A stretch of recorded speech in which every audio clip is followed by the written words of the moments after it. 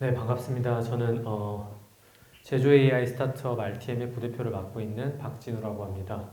소중한 시간 내주셔서 참석해 주셔서 감사하고 그 30분이란 시간 동안 그 제조 AI라고 하는 시장이 어떻게 흘러가고 있고 만약에 현업에 종사를 하고 계신다면 이 시간을 계기로 좀 앞으로 해야 할 액션이나 방향에 대해서 고민할 수 있는 좀 인사이트를 얻어가실 수 있도록 좀 준비를 해봤습니다.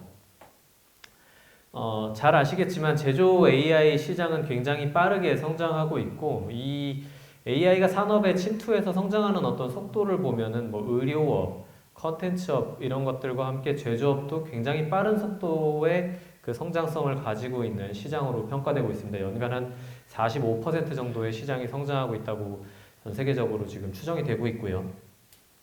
다만 이렇게 빠르게 성장하는 가운데에도 작년을 우리가 한번 돌아보면 2024년도에 각광을 받고 성공적으로 제조기업들이 AI를 도입했던 사례들을 보면 저는 크게 두 가지 정도의 추세가 있었다고 생각합니다. 첫 번째는 기업들이 지금까지 수집해왔던 데이터들을 통합해서 연결하고 그것들을 이제 젠 AI와 연결을 해서 기업의 매니저들이나 리더들이 관심 있었던 데이터들을 빠르게 조회해보고 연결된 데이터들을 피드백을 계속 그 제네이아이와 해가면서 원하는 정보를 찾고 그로 인한 인사이트를 얻게 되는 이런 이제 서비스들이고요.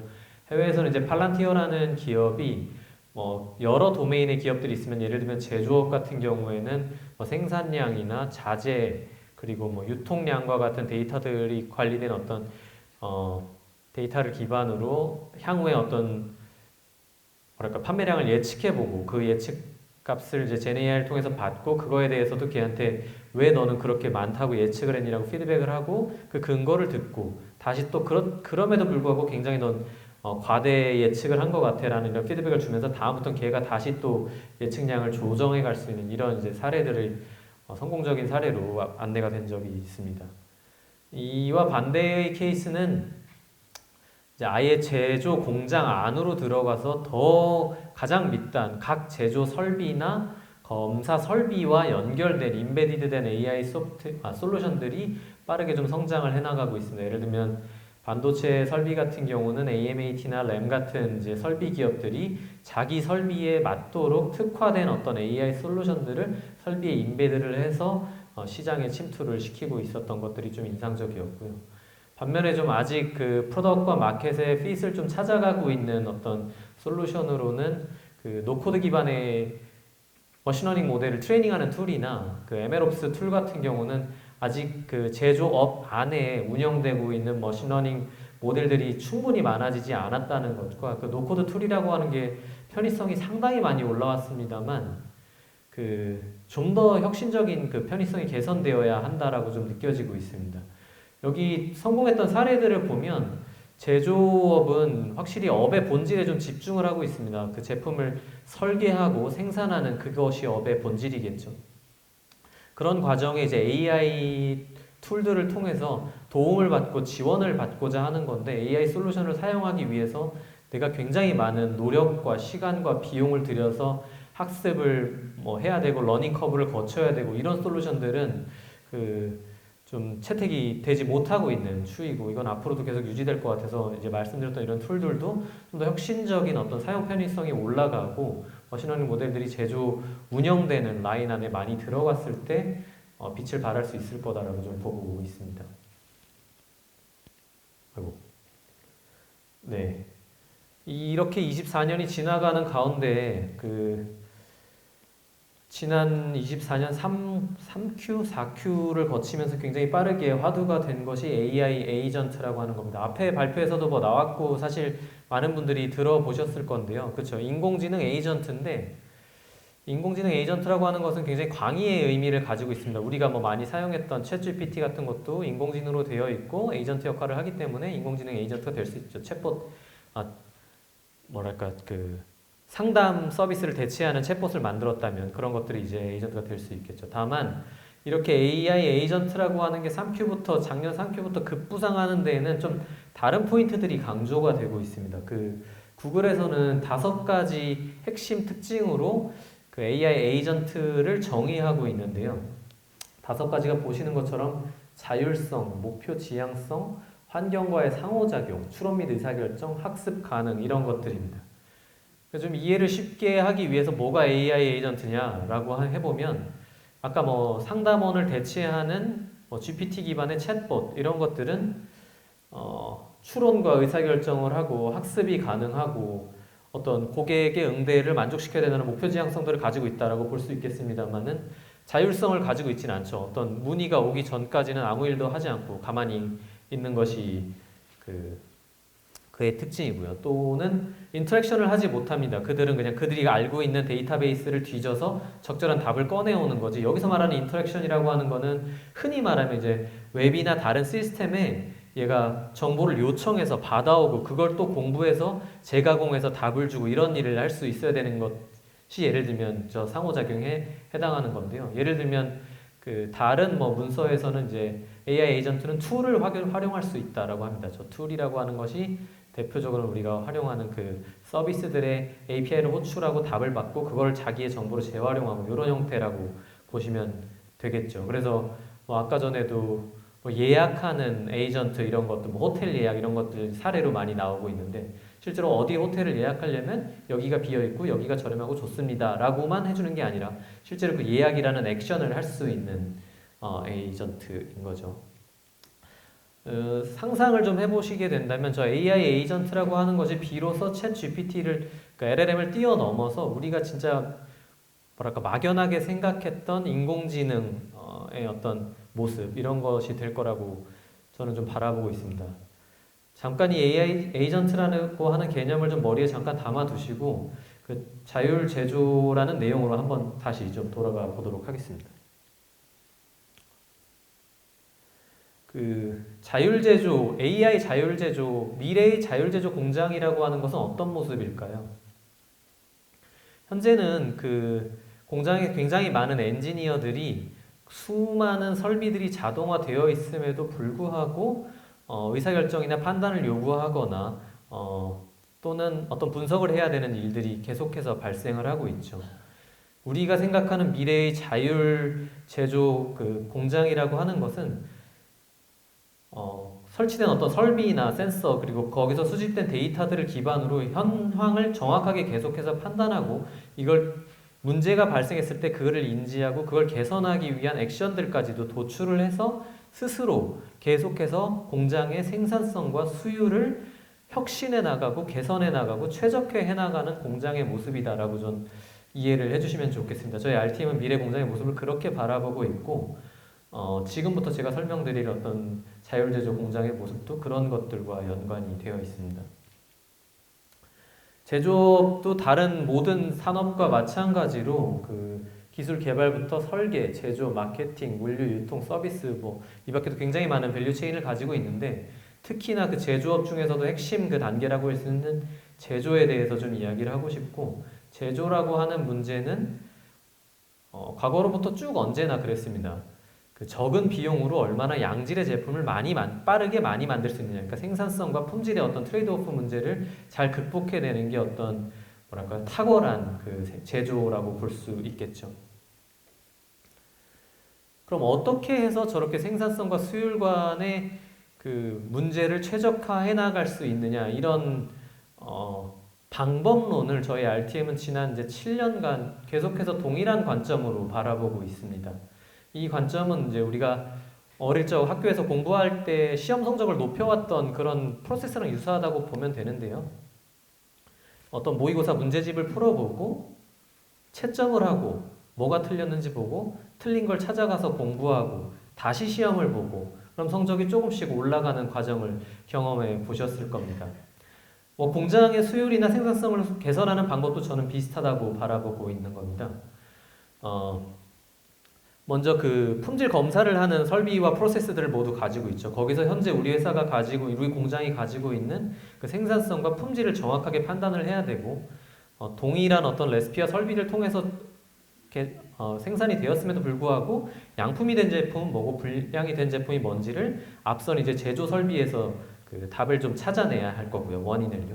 그럼 이제 그 원인을 해결하기 위해서 레시피를 교체한다던가 제어를 변경하거나 설비 모듈을 교체하는 일들을 이제 통해서 다시는 그 분량이 나오지 않도록 혹은 줄어들도록 액션을 취하는 이런 루프를 계속해서 반복해 나간다면 앞서 말씀드렸던 이제 혁신적인 자율제조 공장이 될 거라고 생각을 하고 있습니다. 재밌게도 우리 어릴 때 공부할 때도 생각을 해보면 그 문제집을 풀었는데 채점을 안 해. 그러면 우리 성적 향상을 할 수 없죠. 열심히 공부했지만 1시간 동안 문제를 풀었는데 채점을 안 하면 아마 그때 틀렸던 문제를 다음에 또 틀리겠죠. 그리고 채점을 했는데 하필이면 답지가 오답이었어. 그러니까 답지가 잘못 인쇄가 되어 있었어. 이러면 이제 우리 공부하는데 굉장히 혼란스러웠죠. 이런 일들을 우리 학교에 공부할 때는 쉽게 볼 수는 없었는데 현재 제조 현장에서는 그런 일들이 굉장히 많이 벌어지고 있습니다. 이게 비용의 문제와 직결이 되어 있다 보니 모든 생산하는 제품을 전수 검사할 수가 없고요. 채점을 못하는 제품들이 생기는 거고 또는 그 품질을 검사하는 어떤 그 솔루션이나 설비들도 굉장히 많은 그 과검과 오검을 만들어내고 있는 것이 현실입니다. 그래서 각 단계별로 어떤 그 방법으로 인공지능들이 도움을 드리고 있는지를 좀 보여드리면서 계속 이야기를 진행해 보겠습니다. 품질 검사 쪽을 먼저 얘기하면은 그 잘 알고 계시는 비전 검사 솔루션들을 이해하면 되고요. 여전히 제조 현장에는 보시는 것처럼 그 비전 검사 시장 중에서 하드웨어를 제외하고 소프트웨어를 바라보면은 룰 기반의 머신 비전 솔루션들이 한 4.4조 시장을 이제 그 형성하고 있고 23년도 기준으로 AI 소프트웨어가 약 1,000억 원 정도. 그러니까 몇 배죠? 저게 한 5%도 채 안 되는 20배, 40배 정도 되는 그 규모로 AI 소프트웨어들은 아직 충분히 많이 침투를 하고 있지 못한 상황이다. 물론 24년도, 5년도에는 저 숫자들이 굉장히 빠르게 증가했을 거고 매년 이제 30% 이상의 빠른 성장률을 가지고 있다는 걸 보게 된다면 그 뭐랄까요? 리서처들은 27년이면은 룰 기반의 소프트웨어들을 AI 소프트웨어가 다 대체할 거라고 바라보고 있습니다. 그래서 현장에 가보면은 여전히 룰 기반의 그 머신비전 소프트웨어 쓰고 있기 때문에 굉장히 높은 과검률을 가지고 있어요. 과검이라고 하면 이제 불량이 아닌데 불량이라고 판단하는 걸 말하는 거죠. 왜 그렇게 되냐? 불량을 절대로 고객한테 주면 안 되니까 그 룰이라고 하는 걸 굉장히 타이트하게 줄 수밖에 없고 그런 불량이 아닌데도 불량이 나온다는 걸 알지만 감수할 수밖에 없는 겁니다. 그래서 저렇게 높은 과검률을 안고 가거나 아니면 다시 걔가 AI 소프트웨어, 룰비전 소프트웨어가 불량이라고 한 것들을 다시 검사하는 이제 목시 검사자분들을 리소스를 중복 투자해서 또 이제 사람이 한 번 더 검사하는 이런 식으로 운영되고 있는 것이 대부분입니다. 그 인공지능 그 솔루션들이 굉장히 성능이 좋다라고 하는 거는 뭐 굉장히 오래 전부터 5년 전, 7년 전부터 이미 입증이 많이 되어 오고 있었지만 그 도입 비용과 운영 비용 그리고 그 도입 기간이 굉장히 길다는 문제 때문에 침투가 많이 못 되어 오고 있었는데 지난 이제 23년, 24년 그리고 25년을 거쳐가면서 저 인공지능 소프트웨어를 도입하기 위한 비용과 시간이 엄청나게 빠르게 줄어들고 있습니다.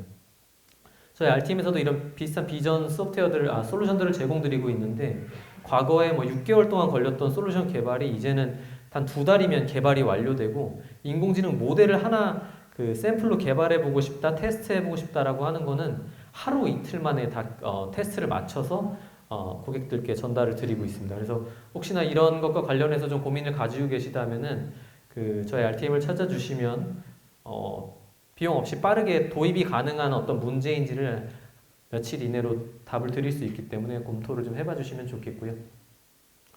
그 인공지능 검사와 관련해서는 아주 빠르게 기술이 성장해 왔지만 작년 24년을 기점으로 보면 아주 특출난 어떤 기술의 변화 때문에 품질이 더 올라갔다 이런 것보다는 그 아까 말씀드렸던 것처럼 도입 비용과 운영 용이성이 높아지고 사용 편의성이 높아진 것들로 좋은 사례들이 많이 나오고 있습니다. 2가지 사례 정도를 좀 말씀을 드리려고 하는데요.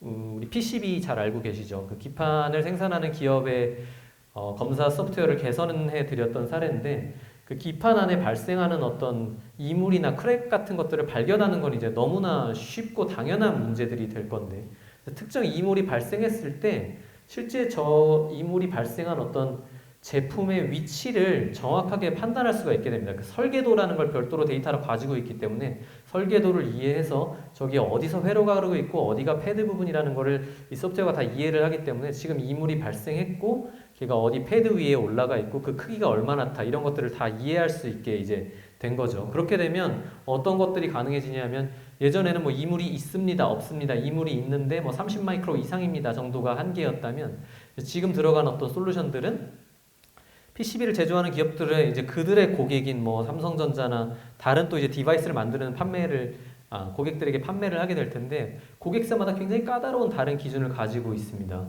그래서 그것들을 만족시키기 위해서 예를 들면 이물이 발생을 해도 그게 메탈부에 발생을 했는지 패드나 다이에 발생을 했는지 혹은 어떤 크랙이 발생했는데 회로 한 개만 스쳐 지나갔는지 혹은 회로 두 개 이상을 스쳐 지나갔는지에 따라서 걔가 양품이 되기도 하고 불량이 되기도 하거든요. 이런 이제 작업들은 맨 앞에 있는 그 불량을 탐지하는 것들은 기존 소프트웨어들이 해줬습니다만 뒤에 있는 것들은 이제 몫시 검사자가 다시 눈으로 다 확인해서 최종 양보를 판정하고 있었는데 이런 것들을 이제 완벽하게 전부 다 이제 자동화를 해드릴 수 있고 이렇게 복잡한 불량 관리 기준들을 그냥 소프트웨어 안에서 간단히 수정해서 계속해서 운영할 수 있다는 강점을 가지고 있습니다. 불량을 필터링하고 아까 말씀드렸던 고객사별 상세 기준까지도 완벽하게 일치하는 비율이 한 97% 정도가 나왔고요.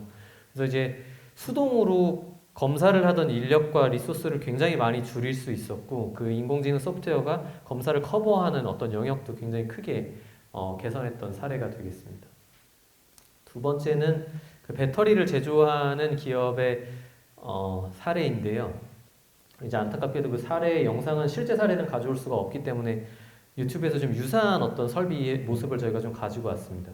재미있는 거는 이 사례에서는 실제로 어떤 이상이나 불량을 탐지하기 위해서 고가의 검사 하드웨어를 도입하지 않고 그냥 설비를 지금 이제 보시는 것처럼 설비가 잘 돌아가고 있는지를 촬영하기 위한 CCTV가 원래 존재했었거든요. 그 CCTV에서 나오는 영상을 그대로 송출받아서 저희 소프트웨어가 실제로 이런 단위에서도 발견할 수 있는 배터리 불량의 유형들이 존재하거든요. 특정 어떤 자재들이 떨어진다거나 이런 것들을 실시간으로 탐지를 할 수 있고 그런 불량이 발생하고 나면 설비가 계속해서 동일한 작업을 하게 되면 그 뒤로 생산되는 배터리들은 불량이 될 확률들이 굉장히 높아집니다. 그래서 해당 불량이 발생하면 바로 설비를 이제 동작을 멈추고 엔지니어한테 알림을 주는 이런 기능까지도 전부 다 이제 탑재가 되어 있고 이렇게 설비를 바라보다가 설비가 오작동하거나 다소 미흡하게 작동하거나 혹은 아까 말씀드렸던 불량이 발생하는 것들을 인공지능 소프트웨어가 바로 탐지를 해서 그 설비를 바로 제어하는 이런 형태로 구현이 되어 있습니다.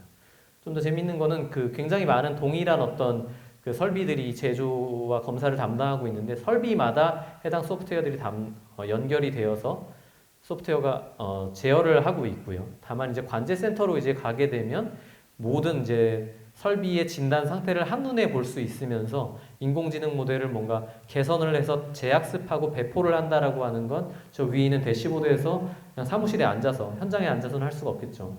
업데이트를 하고 그걸 다시 라인에다 배포할 수 있는데 이런 형태로 개발이 된 사례가 있습니다. 네, 보셨던 것처럼 이렇게 그 검사 제조 공정 안에서 검사 단계 안에서는 굉장히 높은 품질의 검사 품질의 소프트웨어들을 지금 빠르고 편리하고 낮은 비용으로 도입할 수 있는 상황에 와 있기 때문에 검사 품질 때문에 고통을 받고 계시는 분이 계시다면 좀 검토를 해보시는 것을 추천을 드리겠습니다. 다음으로는 이제 제조 설비로 좀 가보겠습니다. 검사는 이제 불량을 찾아내는 것에 그칠 뿐이고 실제로 자율 제조 혁신을 하기 위해서 생산성과 수율을 높이려면 그 원인을 제조 설비에서 찾아야 되는 거고요. 그 제조 설비라고 하는 것들은 여러 가지 기능을 하는 설비 굉장히 다양한 이제 설비가 있겠죠. 그건 업종마다도 다를 거고 한 업종 안에서도 수백 종의 그 공정을 다루는 제조 설비들이 있습니다. 다만 이런 설비들이 문제를 일으키면 안 되기 때문에 아주 많은 센서들을 이미 부착을 하고 있고요. IoT 센서라고 하는 것들을 부착하고 있고 뭐 전압, 전류, 온도, 압력 등과 같은 것들은 기본이고 각 설비의 특징에 맞는 어떤 동작이나 현황들을 체크하는 센서들이 달려 있습니다. 다만 하나의 공장이나 팹에 가게 되면 설비, 반도체 팹의 예를 들면 설비만 수천 대가 존재를 하고 설비 하나당 아까 말씀드린 센서가 적게는 뭐 수십 개에서 많게는 수백 개가 달려 있고 하나의 센서는 보통 0.003초 정도의 단위로 혹은 0.001초 단위로 계속해서 아까 말한 온도나 압력들을 계측해서 데이터로 쌓고 있거든요. 그거를 이제 인간이 분석을 해서 어떤 문제를 찾아낸다. 굉장히 그 범위가 뭐랄까요? 그 가용한 범위를 넘어가 있다라고 보시는 게 맞을 것 같고요. 그래서 그런 것들을 소프트웨어적으로 제어하기 위해서 이제 오래전부터 이제 FDC나 SPC 같은 소프트웨어들이 운영되고 있지만 각 센서 단위로의 어떤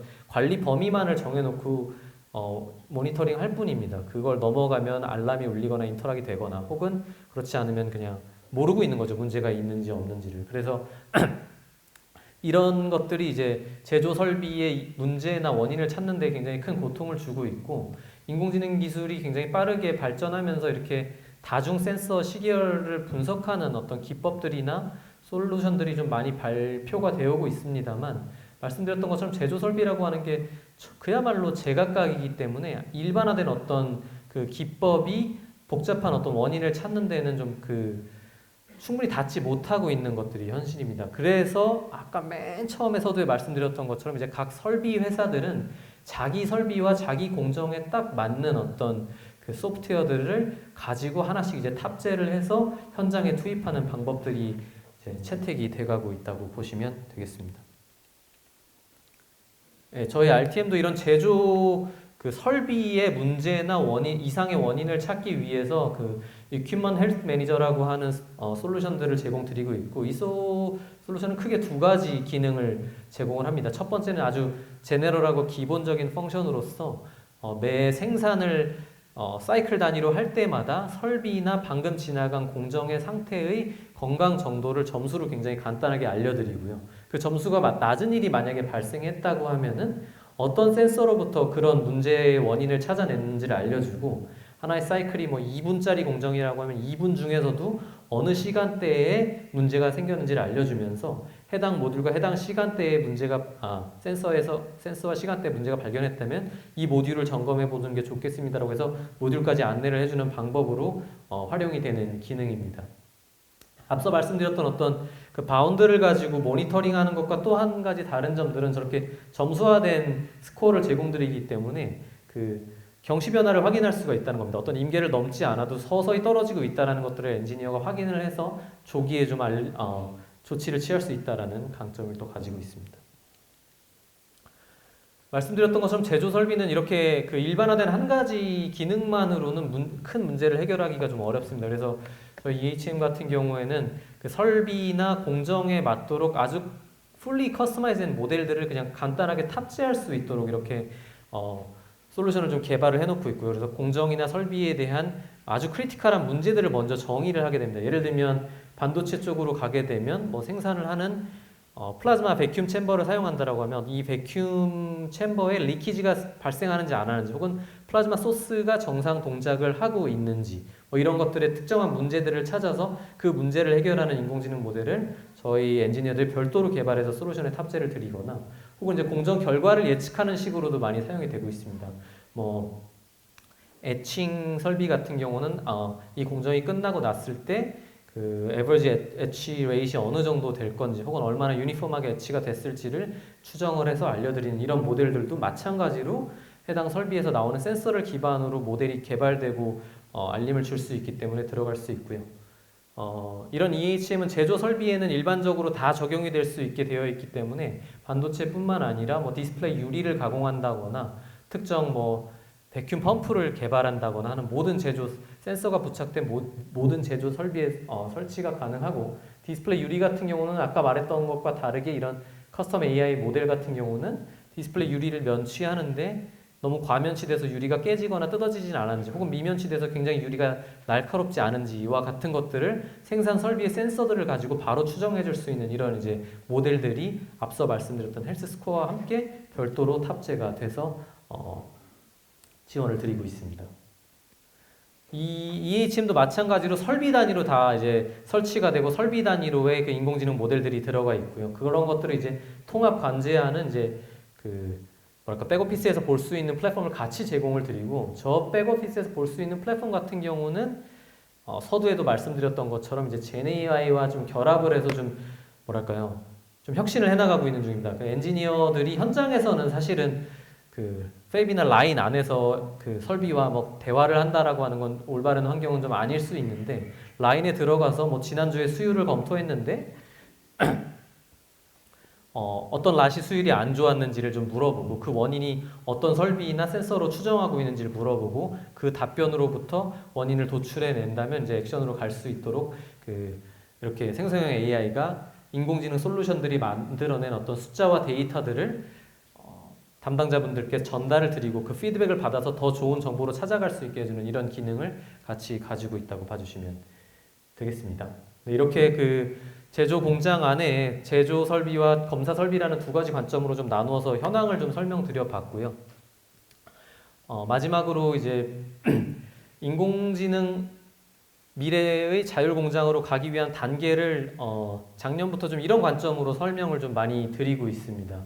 첫 번째 단계가 그 기술이 빠르게 성장하면서 리서처분들이나 혹은 그 리더십에 있는 분들이 이걸 투자의 관점으로 굉장히 여러 가지 문제를 시도해보는 과정이 있었다고 생각합니다. 뭐 수명, 설비의 수명을 예측하고 모듈의 수명을 예측하고 공정 결과를 귀신같이 맞출 수 있을 거라고 기대해보고 굉장히 많은 시도들이 있었고 지난 이제 22년, 3년, 4년을 지나면서 스텝 2에 가면서 좀 더 발전된 어떤 인공지능 기술들은 그 생산 라인 안에 있는 엔지니어들을 지원하거나 대체하는 수준으로 좀 발전을 해왔다고 봅니다. 아까 말씀드렸던 뭐 목시 검사자들을 대체하는 솔루션들이 나왔고 각 제조 설비마다 이제 설비 엔지니어들이 계신데 설비 엔지니어만큼 설비에 대한 이해를 하고 문제의 원인을 찾아서 그 레포트를 제공할 수 있는 이런 솔루션들이 나오는 거죠. 여기까지가 지금 현재 저희 그 제조 AI가 와 있는 단계라고 저는 이해를 하고 있고 그 다음 단계로 가게 되면 그 인공지능이라고 하는 것이 어떤 인간의 사고 방식과 발전 방식을 굉장히 카피해와서 가고 있는 거기 때문에 다음 단계는 아마도 이렇게 인공지능 간 협업을 통해서 우리가 개인이 하는 일이 아니라 그 공장 안에 가면 여러 담당 엔지니어들의 협업을 통해서 이것들을 문제를 찾고 개선해 나가고 하지 않습니까? 그래서 엔지니어들이 상호 협업하는 어떤 단계가 코앞에 좀 와 있다고 보고 있고요. 그게 팹 안에 있는 모든 설비나 데이터들이 그런 식으로 이제 움직일 수 있다면 아까 말씀드린 그 미래 자율제조 공장으로 4단계에 도달할 수 있다고 보게 됩니다. 결론만 말하면 그 2단계에서 3단계를 점프시킬 수 있는 핵심 어떤 요소가 저는 AI 에이전트라고 설명을 드리고자 합니다. 아까 그 도식을 좀 말씀드렸는데 1단계 솔루션이 문제를 분량을 정말 정확하게 찾을 수 있다고 하여도 그 모든 분량으로 발견된 제품들에 대한 원인을 다 그 원인 분석하는 솔루션에 찾아가지 못합니다. 그 여기는 엔지니어의 개입이 현재까지는 계속 필요하기 때문인데요. 얘가 불량이라고 했으니까 요것들은 그 관련된 제조 설비에 가서 또 솔루션을 뒤져봐야지 이제 이런 식으로 동작을 하게 되는 거고 현장 엔지니어의 그 리소스와 그 뭐랄까 중요도에 따라서 굉장히 많은 기회들이 사실은 불량으로 판별이 됐지만 그 원인을 찾지 못한 채 상실이 되고 있는 것이 그 현재 그 설비 단위 솔루션들이 가지고 있는 한계라고 보시면 되겠습니다. 물론 이제 회색 라인으로 표현된 것들은 아주 크리티컬하고 확실한 어떤 불량이 판별됐을 때는 어떤 설비를 찾아서 멈춰 아까 뭐 말씀드렸던 그런 사례가 있죠. 그런 식으로는 자동화해 놓을 수가 있겠지만 이런 것들은 극히 일부에 달하고 굉장히 많은 부분들이 불량이지만 그 최적화의 기회를 상실해 나가고 있습니다. 다만 말씀드렸던 것처럼 그 실제로 불량을 정확히 판별할 수 있는 솔루션의 에이전트화가 돼서 얘가 예를 들면 불량을 정확히 판별할 수 있고 데이터를 정확히 다룰 수 있으면서도 GPT와 같은 능력을 가지고 있게 되는 거죠. 설비에도 마찬가지고요. 제어를 하는 쪽에도 마찬가지고 각 설비마다 솔루션들이 이제 에이전트화가 되게 된다면 이런 일이 이제 발생할 겁니다. 방금 뭐 10개의 랏을 검토했는데 세 번째 랏에서 3개의 분량이 나왔어라는 정보를 1번 에이전트는 2번 에이전트한테 전달을 할 수가 있을 거고 그럼 걔는 자기가 다루는 어떤 설비들 중에서 문제가 될 만한 어떤 설비나 원인을 찾을 수 있을 거고 거기서 적합한 원인을 찾지 못한다면 야, 너가 말한 3개가 진짜 분량이 맞아? 어떤 분량이었어라고 다시 서로를 콜할 수 있고 이렇게 이제 에이전트들이 상호 커뮤니케이션을 해가는 모습이 될 것이고요. 이렇게 된다면 앞서 말씀드린 이제 기회 상실들은 사라질 것이고 인간의 개입이 굉장히 많이 줄어든 형태로 자율제조 공장이 완성될 것이라고 보고 있습니다. 저런 미래를 바라보고 저희 RTM들은 각 솔루션들을 에이전트화하는 일도 해가고 있지만 그 국내 유수의 대학들과 그리고 국내 이제 최고의 뭐 반도체, 배터리, 디스플레이 기업들과 이제 실증 사업을 하나 같이 진행하면서 앞서 말씀드린 개념들을 실증화하는 일을 좀 병행해 나가고 있습니다. 마지막으로 한 가지 얘기만 좀 드리면 끝날 것 같습니다. 왜 하필이면 멀티 에이전트 형태로 가야 되냐? 왜 뭐랄까요? 딥러닝이라고 하는 것, 인공지능이라는 건 아주 많은 데이터를 한 번에 학습해서 인사이트를 얻는 게 방향 아닌가요? 그러면 웹에 나온 데이터를 전부 다 학습한 하나의 에이전트가 있으면 되지 않나요? 이제 이런 관점으로도 문제를 바라볼 수 있는데 제조 공장이라고 하는 것은 그 공장과 공장 운영과 설비의 복잡도가 굉장히 높아지고 있고 걔가 이제 24/7 다운타임 없이 운영이 돼야 되고 설비나 모듈과 레시피의 교체들이 굉장히 잦기 때문에 이렇게 모듈화되어 있는 멀티 에이전트 형태로 구현이 되어야 애초에 시작이 가능하고 그것들이 여러 다이나믹에 변화하고 적응해 나갈 수 있기 때문입니다. 한번 자세히 좀 읽어봐 주시면 좋겠고요. 제조 경기가 한 1, 2년 전부터 해서 자재 문제와 인건비 문제 그리고 수요가 좀 불안정한 문제로 계속해서 좀 위축되어 있는 상태입니다. 딜로이트에서는 그래서 25년도에 제조기업들에게 바라는 어떤 제언을 5가지 얘기를 하고 있고 그 중에 2가지가 제조 공정의 운영 비용을 줄이기 위해서 인공지능 기술과 소프트웨어를 도입하는 것과 그것들을 스마트하게 운영하는 오퍼레이션 툴들을 활용하는 것들을 강조하고 있습니다. 더 이상 이것은 투자의 내용이 아니라 제조기업들이 생존하기 위한 기본적인 어떤 역량이 될 것으로 좀 보고 있습니다. 저희 RTM은 본 AW2025에서도 부스를 1층에 마련해 놓고 있으니까 찾아와 주시면 좋겠고요. 몇 가지 좀 상세한 사례들을 저희 팀장님들이 내일이죠. 내일 이 시간에 발표를 할 예정이니까 관심 있으면 들어봐 주시면 감사하겠습니다. 네, 시간을 좀 많이 썼네요. 들어주셔서 감사합니다. 네.